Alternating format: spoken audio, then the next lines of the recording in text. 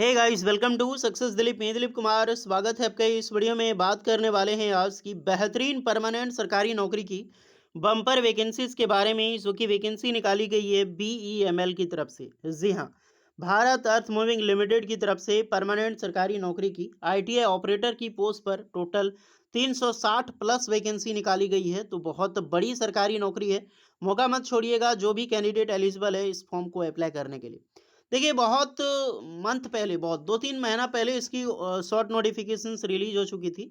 But finally अभी ये official notifications आई है, तो ग्रेट अपॉर्च्युनिटी, गोल्डन अपॉर्च्युनिटी है। बीईएमएल एक बहुत बड़ी डिपार्टमेंट है मिनिस्ट्री ऑफ डिफेंस का।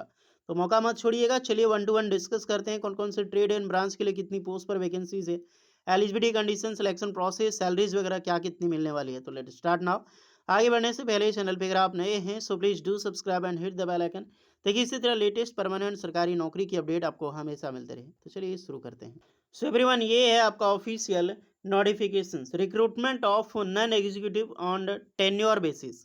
यानी जो वैकेंसी निकाली, सॉरी अगर मैंने परमानेंट बोला है, तो ये टेन्योर बेसिस नॉन एग्जीक्यूटिव की पोस्ट है। बट ये एज अ टेन्योर बेसिस पे अच्छी पोस्ट पर वैकेंसी निकाली गई है। क्योंकि यार एक चीज़ है कि मिनिस्ट्री ऑफ डिफेंस में जितनी भी वैकेंसी अभी फिलहाल निकल रही है ऑन द बोर्ड, सारी और सारी वैकेंसी कॉन्ट्रेक्चुअल बेसिस पे ही आ रही है। चाहे ऑर्डिनेंस फैक्ट्री देख लो, एचएएल देख लो, बीडीएल देख लो, बीईएल देख लो, Bharat electronic limited.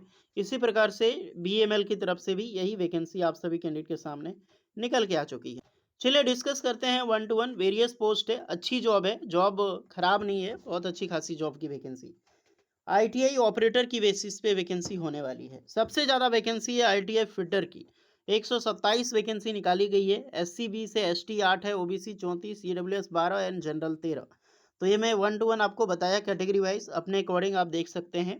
ITI Turner की भी बहुत बड़ी पोस्ट है, 93 पोस्ट पर वैकेंसी रिलीज की गई है। पोस्ट कम नहीं है टर्नर की यार। टर्नर का उतना जगह मिलता नहीं था जितनी की वैकेंसी निकाली गई थी टर्नर की इस बार। आईटीआई वेल्डर के लिए 44 वैकेंसी है, ये भी बहुत अच्छी खासी पोस्ट है।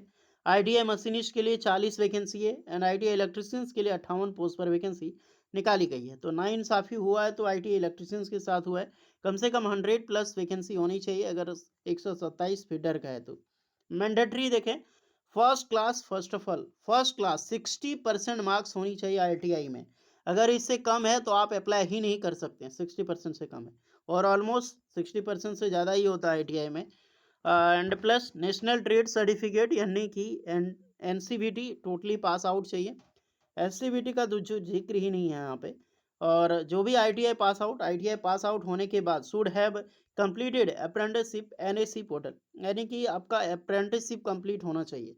आईटीआई चाहिए आपके पास first of all with 60% marks के साथ, वो भी उसके बाद एनएसी चाहिए। विदाउट अप्रेंटिसशिप इस फॉर्म को अप्लाई नहीं कर सकते। बहुत सारे स्टूडेंट बोलते हैं अप्रेंटिसशिप करके क्या ही होगा, टाइम वेस्ट होता है। तो लो भैया, अगर आपने यहाँ पर अप्रेंटिसशिप नहीं किया है तो कुछ नहीं कर पाओगे वैकेंसीज का। तो जिसने किया है वो आराम से 30-35 हज़ार की सैलरी वाली जॉब ले लेगा। एज लिमिट 18 से 29 साल रखी गई है एसटीएससी वालों को, और ओबीसी वालों को 5 साल का एबीसी छूट मिलता है एसटीएससी का। ओबीसी वालों को 3 साल की रिलैक्सेशन दी जाती है। 10 जुलाई 2026 तक आपकी एज काउंट की जाएगी। बट इसके लिए आपको सर्टिफिकेट देना होगा। Selection procedure, the date and time when your written test intimated only BML career page. तो आपका ऑनलाइन रिटन एग्जाम्स होगा, ओके, सीबीटी 2 घंटे का एग्जाम्स होगा टोटल। अलग अलग टाइप की क्वेश्चंस होगी। पार्ट 1 में आपका 20 क्वेश्चन पूछा जाएगा जनरल अवेयरनेस का। पार्ट 2 आपका 20 क्वेश्चन होगा इंग्लिश और रीजनिंग का। पार्ट 3 आपका होगा वो आपका ट्रेड से, आपके ब्रांच से रिलेटेड होगा। टोटल कितना पार्ट होगा? 3 पार्ट। ओके, तो आपका रिटन एग्जाम्स होगा और बहुत अच्छे तरीके से पेपर इसका होता है, क्योंकि मिनिस्ट्री ऑफ डिफेंस है और मिनिस्ट्री ऑफ डिफेंस बहुत अच्छा खासा पेपर लेती है। सैलरी कितनी मिलेगी? आपकी जॉब लग गई तो सैलरी क्या होगी पे स्केल ऑपरेटर की? तो देखिए, टेन्योर बेस्ड जॉब है, बट सारी फैसिलिटीज़ आपको गवर्नमेंट सरकारी वाली ही प्रोवाइड कर रही है। बेसिक पे आपका है 16,900। तो मान लो 17,000 आपका पेमेंट हो गया। उसके बाद आपको डीए दी जाएगी। डीए कितना मिलेगा? तो 50% डीए रख लो, यानी लगभग लगभग मान सकते हो कि 8,000 चलो आपका डीए मिल गया। तो लगभग 24,000 प्लस सैलरी आपका यहीं हो गया। एचआरए आपको मिलेगा, अगर 10% भी मिल जाती है एचआरए तो लगभग लगभग 1500 से 2,000 के आसपास, मान लो 2,000 आपका एचआरए हो गया, 26,000 हो गया। पर्क्स आपको मिलती है मिनिस्ट्री ऑफ डिफेंस में, तो आप 4 से 5,000 पर्क्स में रख लो, आराम से 30,000 सैलरी हो गया। एंड मेडिकल जो मंथली रहेगा 1,500, लगभग 31 से 32,000 सैलरी आपको पर मंथ आराम से बन जाएगी।